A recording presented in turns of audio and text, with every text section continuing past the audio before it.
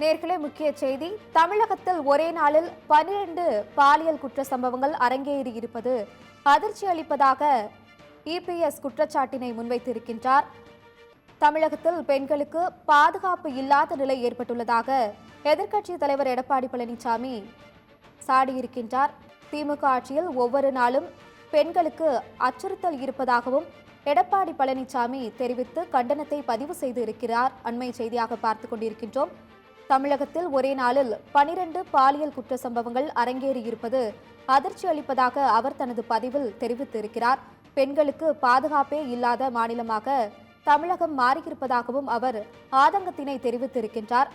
தமிழகத்தில் பெண்களுக்கு பாதுகாப்பு இல்லாத நிலை ஏற்பட்டிருப்பதாகவும் அவர் தெரிவித்திருக்கின்றார். திமுக ஆட்சியில் ஒவ்வொரு நாளும் பெண்களுக்கு அச்சுறுத்தல் இருப்பதாக எடப்பாடி பழனிசாமி கண்டனத்தை தெரிவித்து பதிவு ஒன்றை வெளியிட்டிருக்கிறார்.